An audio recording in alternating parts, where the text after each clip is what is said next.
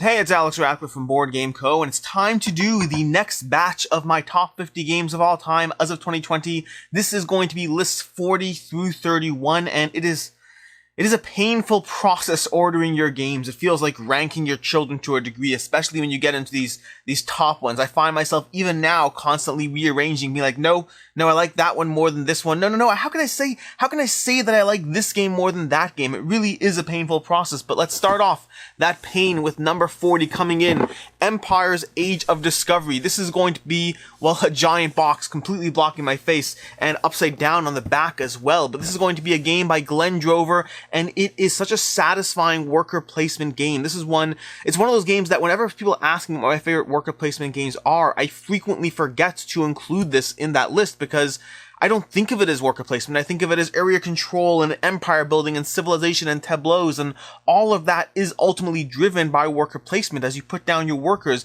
in various zones on the board to both get benefits, get various perks, get specialists, to slowly but surely move into the new world to conquer your zones and all that. It combines building up, tableau building, like these various buildings you'll be getting every round that will increase your engine, and competing on the various spots to get those rewards or get there first or get there better. This game is immensely rewarding, comes in a little longer than I would like, and it is hard to get to the table, which is why it's not higher on my list. It is a big box with a lot of stuff crammed in, immensely rewarding every single time I play, but a little hard and a little long to get to the table compared to the depth it gives, which is why it's my number 40. I mean, don't get me wrong, 40 is still a very solid number, but it could, in theory, be higher. And from there, we have number 39, which is going to be Mage Knight. And yes, expect some groans when I tell you the various games rated higher on this list. And this is one that I'm not willing to tilt the box because all the cards in this game are horizontally, organized or whatnot. But basically, Mage Knight, the board game, is another one that is a little bit lower than I would ideally want it because it's just so hard to get to the table. This is a game that I simultaneously wonder and just think about whether it will one day leave my collection. And it might. It may well one day leave my collection, but I have a hard time getting rid of it because it's so good when you pull it out. This is by Vlaada Chvátil, and it is one of his best games in my opinion. It is a game that really combines board games and RPGs in a way that I don't think was done not properly, I don't think was done as well until Gloomhaven came along. But whereas Gloomhaven sprawls it out across 100 games or whatever it is, tons and tons of hours of a campaign, Mage Knight gives you that experience in a singular sit down at the table, which granted can range from between 4 to 8 hours for that singular sit down. This is a game that could be as long as Twilight Imperium, but without the notoriety that comes along with being as long as Twilight Imperium. This game, if you play it one player, you can expect a 3 to 4 hour game. If you play 2 players, expect a 3 to 6 hour game. If you play it 3 or 4 players, well, you're probably playing the wrong game for 3 or 4 players. But it is incredibly rewarding once you get through there. And you do have to break your teeth a bit on the rulebook. There are a lot of videos you can watch online that will make that experience easier, but nonetheless, expect a sit down where you have the game set up, you have the rulebook next to you, and you go through that tutorial and go through the rulebook, go through that tutorial, go through the rulebook back and forth as you encounter each new type of terrain, each new type of various location, from mage towers to cities to dens to whatever it is you have to go through. But once you master the system, once you get that locked in, it is so much fun. The deck building is so tight. The gameplay is so tight. Every decision matters. Every decision feels like you are conquering some sort of hurdle in front of you and being rewarded for it. It is a rewarding 1-player game. It is a rewarding 2-player game. And like I said already, do not play this with 3 and 4 players. There are other games out there. Which brings us to my 38, which is going to be Ganz Schön Clever. And this is going to be one of those times where, how can I possibly put Ganz Schön Clever above Mage Knight? And they're hard answers. And honestly, even within the category, there's a few other games that we'll go through today that are going to hurt me to put them higher than other games. But I try grading this whole list from a degree of what I would ultimately want to keep, and a lot of that's going to be accessibility based. You see, Ganz Schön Clever, for all that it is not the experience that Mage Knight is, it is also not the the hardness to get to the table. Ganshan Clever teaches in 5-10 minutes and plays in around 30 to 45 minutes, and it is so much fun every single time. This is going to be a roll and write game. It might be my highest rated roll and write. I have to check what else is on my list. I don't remember them all, but it is one of my favorite roll and writes, hands down. It is so immensely fun to go through the various sections on that roll and write, because you're gonna have a variety of colors. I believe it's 5 different sections, and each of those sections is going to score in a different way. But the fun part comes when they start cascading off of each other, when you start getting these bonuses and you're like, oh look, I've started to fill in the yellow grid, and look, now I'm getting these escalating bonuses that filter down to these other grids, and look, that bonus changed over here. You'll get halfway through the game and feel, how could I ever really get enough done? And then a little bit later, you'll start getting those daisy chaining bonuses and start sprinkling your way throughout the grid and feeling like, wow, look how many points I scored. You'll play this game again and again, then one day you'll get this incredible score, and you probably never will beat it, and the rest of your life is a little bit downhill from there, at which point you'll move on from Ganshan Clever, you'll try Double Tilt Clever, it'll never really give you that return of the magic feeling, and you'll be stuck sitting there looking at your score, wondering what and how, what happened to the rest of your life, where did your prime go, where did your days go, why are you still talking about this game? Sometimes I wonder why I talk so much. But Ganshan Clever is an immensely enjoyable roll and write game that I do recommend. It is very fun to pull out to play. There is an app if you like that as well. I personally prefer it in person with real people, but that's just me. And moving on from there, we have number 47, which is going to be Arena the Contest. Arena the Contest, which I may be able to, apparently I could. I'm always wary about these boxes and what damage I'm doing to them as I talk about them. But Arena the Contest is going to be a game that I've talked about this a lot, and last year it was in my top 20 games of all time. It was just at the edge. I believe it was ranked number 20. And the only reason it's gone down is because of a combination of two factors. One is other games have gone up, and two is because I just find it hard to get to the table. It's not one I pull out often because there's so much stuff going on here, and also because it does have Tenaris Adventures coming, and I find that often whenever a game has expansions coming in another Kickstarter, I find that to a certain extent I don't dive in quite as much because I'm like, well, I'll wait till I get the new miniatures and the new stuff and all the new thingies, and it takes a little bit of that desire to play. So Arena the Contest, still a solid game, coming at number 38. This is going to be, well, it has a few different game modes. It has a PvP game mode where you fight against other players. For myself, I have never actually played at PvP, despite that being the original mode of play. I have played it solo and cooperative against the journey that they have going on in the game, and I've enjoyed it every single time. It is immensely fun to combo your characters off of each other, and it is so much fun. The way these characters, their abilities aren't just token little, do this, do that. The abilities actually have impact. The abilities actually play off of one another, such that you can sit there and say, well, I'll do this little thing, and then when I'll roll to hit, and then hopefully I'll hit, and then once I do, it'll not only do 7 damage to that person, but it'll knock them 2 spots, at which point you can jump in and now push them into the lava based on their new positioning. The abilities really play off of each other, and every character has their, epic abilities that they can use a limited number of times per game, and those abilities are, well, when you pull them off, they're immensely rewarding. The whole gameplay system in Arena of the Contest, it is so much fun. They give each character tons of health, both yourself as the actual characters, as well as the enemies you're fighting will have chunks of health. You'll have 40 health characters, and so every single time you have to really ding away at them and strategically plan and work together, and it's a solid game. It's a very simple to play. There's a little 6-page pamphlet that will get you up and running and give you about 95% of the rules you need, and assuming you're willing to fudge the rest, you can honestly just play off that 6-page pamphlet. Or you can reference the actual rules as needed and get that remaining 5% in. Arena of the Contest is a game that I am excited about. I like the game. I still play the game. It's a solid game, and I'm looking forward to all the stuff that Tenaris Adventures is going to add to that list. And coming in from there, we have number 36, I believe. Yep, 36. I think I'm keeping track. We have 40, 39, 38, 37, 37, 36. And this is going to be the World of Smog, Rise of Moloch. And if you watched my wife's top 20 games, that's going to be, I have a video, I'll link down to it below, hopefully if I remember to link down to it below. It is my Rena Radcliffe's top 10 games of all time as of 2020, and this was much higher up there for her, which is, it's a solid game, I do like it. It's the World of Smog, Rise of Moloch. It's my Cool Mini or Not, and it's one of their games that is incredibly well rated by those that have it, but isn't as well known compared to many many other games. This, for me, is going to be a game that competes with the Star Wars Imperial Assault. I got both those games at roughly the same time, and I found that Star Wars Imperial Assault, while it had the Star Wars theme, and I do like that, ultimately the gameplay experience that Star Wars gave me was similar to World of Smog, and both of us preferred World of Smog. And granted, Star Wars Imperial Assault is a significantly significantly more well-known and well-loved system, so take our own opinion with a grain of salt. But the World of Smog, Rise of Moloch, I like the magic of that universe. I like the concept of the gentleman and all the unique powers. I love the various villains you use and all their abilities, and every single thing that they give you. The tools you are given in this game are so much fun to tactically plan the setup that you need to do in order to survive each scenario, in order to win. And each scenario is going to be varied and different in the execution needed. From rescuing characters to going to different spots, it's going to feel different every single time you play, with a unique set of conditions for both of the two players that you're fighting off, both as Moloch or as the gentleman. The world building is excellent. The rules could use a little bit of refinement. Ideally, there would be a better, newly printed set of rules. There might be an updated PDF, but there is a whole bunch of FAQs to answer a bunch of these edge cases, which is frustrating and is part of the Kickstarter journey at times. But the end product of the World of Smog, Rise of Moloch is an excellent game, one that I am happy to own, happy to play, and one that, like many games on my shelf, I need to get to the table far more often.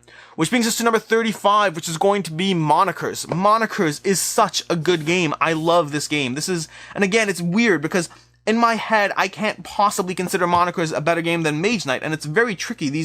All these decisions are hard, but at the end of the day, Monikers is an excellent game that, well, it probably should get dinged a few points because I don't play it anymore thanks to COVID and the pandemic, but nonetheless, Monikers, when it does see the table, is an excellent party experience. It is one of the party games that I most recommend because it is just so accessible to both people who love board games in the sense that typical designer games and whatnot, as well as accessible to people who just like party games and haven't heard of any of these newfangled whatevers that are on this table. Monikers is basically charades, but with a series of 3 rounds. The first round, you sit there and you just do what you want to read off the card. An Oompa Loompa, Uranus, or the Heimlich maneuver, and you figure it out. But then the second round, you have to come up with one word for each of those 3 things. So suddenly I say chocolate, and someone else remembers that the Oompa Loompa was in play. He's like, Oompa Loompa, great, awesome. The other one else say planet. You say Uranus. And then someone else says, choking. And someone else goes Heimlich maneuver. Awesome. You're going through 50 cards this way, or somewhere in the range of 50 cards, and so you have to try to remember the 50 cards you had in the first round as you head into round 2, being given only one word. And then round 3 comes out, and in round 3 you can only do charades. So suddenly, Oompa Loompa, great. Or maybe, Uranus. I mean, there's worse things I could have done, but Uranus, sure, awesome. And then that looks down, I'm going, and Heimlich maneuver, awesome, good job. But you basically go from having any words you want to use at your disposal to basically having one word to having, no words at all. It is a fun little progression of sorts as you go through these various, sequences in the game to get to a point where you start developing your own inside jokes. And those inside jokes, well, they are fun. And from there, we go to my number 34, which is going to be Kingdom Rush. And this is another box that I'm hesitant to put on the side. Kingdom Rush is going to be, nope, apparently I should not be putting this on its side. Kingdom Rush is apparently going to be my newest addition to my top 50 games. This is the most recently played from my top 50 in terms of games that are added to my collection, and it's one that I was a little bit hesitant in adding in the sense that it is a game that I've played it like a whole bunch in order to do a whole review and everything, so I've gone through like half the game twice now, but nonetheless, despite that, I was hesitant to put it on this list because of how new it is. That being said, I'm really, really enjoying it. In fact, I have the whole thing set up on the floor, sort of over there, just moved off of my table. But Kingdom Rush is immensely fun. It is tower defense and polyomino combined into one package, and it's between the art, which is pulled from the app but amazingly well done, to the actual implementation of the game, which is both challenging and achievable, and it hits that perfect note of being a puzzle that I'm trying to figure out, a puzzle that every single round I am sitting there trying to think through, how can I combine my various abilities from the characters, my various the towers that I'm leveling up round by round, how can I combine all of that to ultimately win this scenario, to destroy the various hordes approaching me, to figure out whatever difference in each scenario that I have at my disposal, and to somehow combine them all into a victory. And I love it. I love that puzzle being presented every single time. In general, whenever a game can be described as a puzzle, I tend to enjoy that aspect of figuring out different competing elements and trying to figure out the singular pathway with therein. And that's why I like Kingdom Rush, and I like all the characters and the bosses and the additions and the expansions and everything that I have. I love the 3D towers that they added. They are a significant improvement from what you would otherwise get in the base game, to the point that I would almost consider it essential. But, you know, it's Kickstarter only, I think. I don't know if you could have bought it at retail or not, but either way, I do recommend getting your hands on those if you are able to, which brings us to my number 33, which is going to be Barenpark. Barenpark, my number 33, which is one that this is a game that has shown up in multiple of my videos or my lists, because it is one of my favorite family games that is also, you know, enjoyable by really anyone. I have pulled this out with hardcore gamers and played it, you know, just as a filler game, and I've played it with my kids, and they've all enjoyed it to different degrees, in different ways, getting different things out of the game. But Barenpark is going to be another polyomino game, similar,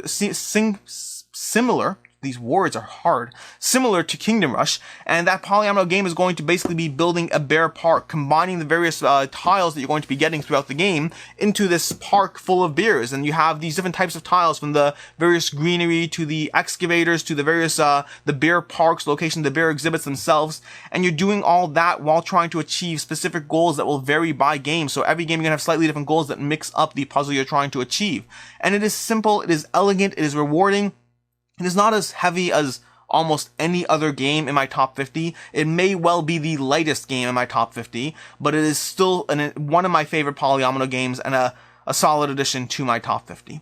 And from there we go to number 32, which is going to be Pandemic Legacy. And this is another hard one in a manner of speaking, and that's going to be because of the fact that I'm trying to organize this list over here. But Pandemic Legacy is basically going to be one that it's a hard one to add to this list because, well, it's a legacy game, and I always have a little harder time knowing where to place those. That being said, I've played through Pandemic Legacy Season 1 twice. I've played through Pandemic Legacy Season 2 twice. I am eagerly looking forward to Pandemic Legacy Season 0. And so I think with all that said, I mean, I have played, think about it, if I've played 4 different times of these games at roughly 20 plays per game, that is 80 plays of Pandemic Legacy combined between Season 1 and Season 2.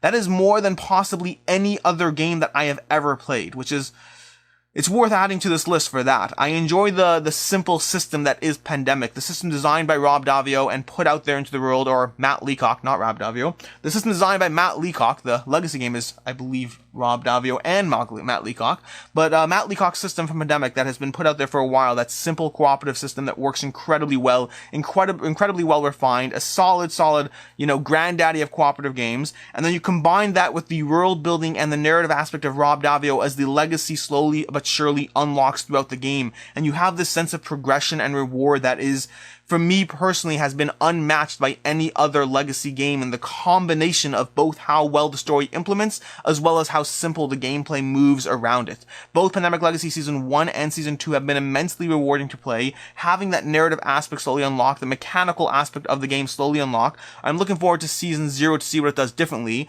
but at 80 plus games played of this system with more to come, it's one that I'm pretty positive about, and that's why it's my number 32. Which brings us lastly on this list to number 31, which is going to be another new game, and that is going to be Dune Imperium. Dune Imperium is one that, let's see if we can do a box system over here. Dune Imperium is one that is designed by Paul Dennen, taking place in the Dune universe from the newest series of movies, put out by Direwolf Digital. This is it's one of that trilogy of worker placement deck building games, along with Endless Winter and Lost Ruins of Arnak, and all three of them are really solid games that I genuinely love and I'm thrilled to be adding to my collection. Although Arnak, Endless Winter is one that will be coming down the road, obviously, because it's a Kickstarter. But from those, Dune Imperium is one that has the most conflict in it. And it's going to have, you know, you're going to play the game over multiple rounds, ultimately trying to achieve 10 points, while you try to place out your agents on the board using the cards as the guiding force of where and how to place those, while building up your deck, while taking advantage of faction fighting within the game. And all of that is going to combine into a system that is conflict heavy, rewarding as you build your deck, rewarding as you compete for various spots on the board and try to ultimately get your way faster and better than other players. It has a lot going for the game in the system and play. It's one that I'm very much looking forward to what expansions would have to offer, because my biggest complaint about the game is probably the fact that the base board kind of loops itself in certain patterns, and so that simple board was going to go, well, you have to get water to get spice, and you have to get spice to get this, and you have to get that to get this. You're going to cycle through very similar systems of what you need to get what you need every single game, mixed up by the actual deck building and houses you play. So it's going to be different every single game, but with a solid, similar system at its core. Dune Imperium is one that I am really enjoying, and that is why it's my number 31. That is going to be the list for today. A whole bunch of games, some old, some new, some party, some lighter, some not so light, some, two polyomino games in this batch of games, and a whole bunch of goodness. All of these games are excellent games that are currently my 31 through 40, or something along those lines. And next week, same time, same place, probably, we will have numbers 21 through 30 going up. Until next time, I'm Alex Radical from Board Game Co. Let me know which of these 10 games is your favorite and why. What about it? What's going on? Or which of these am I a horrible person for rating higher than something else? And I know that putting Monikers above Mage Knight is in its own way, I don't know, it is what it is. I say that a lot. I've been saying it is what it is a lot these days, but it is what it is. Until next time, I'm Alex Radical from Board Game Co., and I hope you have a good one.